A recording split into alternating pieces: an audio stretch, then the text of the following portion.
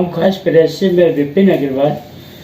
मेरे सामने बैठे हुए हैं श्री प्रवीण कुमार जी, जो साहित्यकार भी हैं और एडवोकेट भी हैं। आज हम बात कर रहे हैं चीन सीमा विवाद पर वार्ता जो चल रही है, विवाद चल रहा है, उसके विषय में मैं प्रवीण कुमार जी से जानना चाहूँगा जो वर्तमान में चीन की सीमा पर जो हालात चल रहे, विवाद चल रहे हैं, उसके विषय में आप क्या कहना चाहेंगे? विपिन जी, मैं इस मामले को समग्रता में देखने का पक्षधर। इस मामले के कई महत्वपूर्ण पक्ष हैं, ऐतिहासिक, आर्थिक, सामरिक। अगर हम ऐतिहासिक पक्ष की बात करें तो हम देखते हैं कि चीन 1962 में जो उसने भारत के ऊपर हमला किया और भारत उस वक्त उस हमले का जवाब देने के लिए तैयार नहीं था और परिणाम स्वरूप उसने हमारे बहुत बड़े भाग पर, अक्साई चीन पर अपना कब्जा कर लिया। उसके बाद भी चीन अपने इन प्रयासों को लगातार करता रहा है। भारत में हमारी सरकारें उस तरह से सीमा पर पेट्रोलिंग हमारी सेनाएं नहीं कर पाई क्योंकि वहां पर हमारा इंफ्रास्ट्रक्चर उस तरह से मजबूत नहीं था, और उसका लाभ उठाकर जो भी वेकेंट एरियाज चाइनीज पीएलए को दिखाई देते रहे, मिलते रहे, वो क्रीपिंग पॉलिसी के तहत हमारे एरियाज में एनक्रोचमेंट करते रहे। हमारे आर्मीज को, हमारे जवानों को जब जानकारी होती थी और वो हायर अथॉरिटीज को सूचना देते थे, तो दिल्ली में बैठी हुई हमारी सरकारें चीन के साथ युद्ध को टालने की इरादे से उन छोटे बड़े एनक्रोचमेंट्स को नज़रअंदाज करती रहीं। इससे क्या हुआ कि चीन की जो आपकी कोशिशें थी, उसका जो मनोबल था वो बढ़ता रहा। अब इसका सामरिक महत्व ये है कि चीन कराकोरम दर्रा से जो है एक हाईवे का निर्माण कर रहा है, और अब जब भारत जो है दौलत बेग ओल्डी जो हवाई पट्टी है, उस तक उसने अपना इंफ्रास्ट्रक्चर को मजबूत किया है, सड़कों का निर्माण किया है, तो चीन ये मानता है कि उसकी जो सामरिक तैयारियां हैं और उसके जो पोस्ट हैं, भारत उन पर सही से और मजबूती से जवाब देने की स्थिति में आ गया है।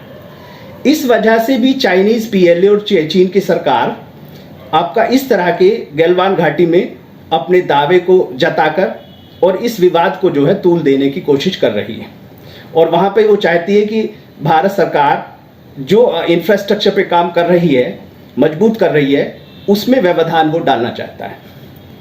इसका एक आर्थिक पहलू ये है विपिन जी कि द्विपक्षीय संबंधों के नाते, द्विपक्षीय व्यापार के कारण, भारत में विदेशी निवेश को बढ़ावा देने के कारण चीन की कंपनियों को भारत की अर्थव्यवस्था में अपने प्रोडक्ट्स और अपनी सेवाओं के लिए बहुत सारा ऑक्यूपाई उन्होंने कर लिया स्पेस। इलेक्ट्रॉनिक्स आइटम में चीनी कंपनियों ने काफ़ी मार्केट को कवर कर लिया है, और हम बहुत सारी प्रोडक्ट्स के लिए, सेवाओं के लिए चीनी कंपनियों पर निर्भर कर रहे हैं। ये एक जो है एक स्थिति को कमजोर करने वाली स्थिति है। हमें सचेत होने की जरूरत है, और इधर भारत सरकार जो कदम उठा रही है वो इस संदर्भ में बहुत ज़रूरी है, और मुझे लगता है कि समय रहते हमें सचेत हो जाना चाहिए। जैसे भारत सरकार की रणनीति से आप कितने संतुष्ट हैं, इसके विषय में आप क्या कहना चाहेंगे? इस बारे में मैं ये मानता हूँ कि जब जागो तब सवेरा। जी। चीन को अपना पड़ोसी मानते हुए जी, हम उसके साथ अपने संबंध अच्छा और बेहतर बनाए रखने की कोशिशें करते रहे। जी। लेकिन जैसा कि हम देख रहे हैं कि चीन पर विश्वास नहीं किया जा सकता। जी। इसलिए हमें चीन और चीनी कंपनियों की घुसपैठ जी जी भारत की अर्थव्यवस्था में उसको ज़्यादा बढ़ावा देना हमारे लिए आत्मघाती कदम होगा। जी और मैं ये मानता हूँ कि उन सेवाओं को, उन उत्पादों को हमें अपनी व्यवस्था से धीरे धीरे करके बाहर निकाल देना चाहिए। ये ठीक है कि हमें इससे परेशानी होगी, लेकिन भविष्य को ध्यान में रखते हुए, भारत की सॉवरेनिटी को ध्यान में रखते हुए हमें ये कदम उठाने होंगे। चाहे चाइनीज़ ऐप हो, चाहे अन्य सेवाएं हों, हमें चीन पर अपनी निर्भरता को हर स्थिति में आपका कम से कम करना होगा। भारत सरकार के साथ साथ जो नागरिक हैं उनको क्या करना चाहिए, आपकी राय में क्या होना चाहिए?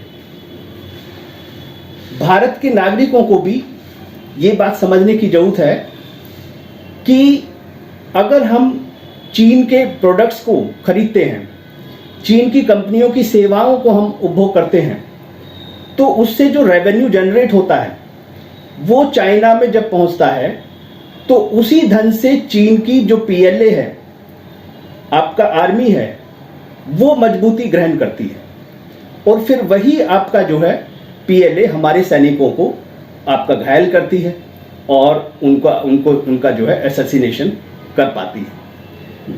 तो चीजें आपस में रिलेट करती हैं। चीन को हमें आर्थिक मोर्चे पर भी घेरना होगा। इसे हमें आपका जो है इंटरनेशनल बिरादरी में भी इसकी जो पूरे विश्व के खिलाफ जो नीतियां हैं, उन नीतियों को आपका सारे बिरादरी और समाज के सामने रखकर इंटरनेशनल हमें चीन पर अधिक से अधिक आर्थिक प्रतिबंधों को आपका लगाना होगा।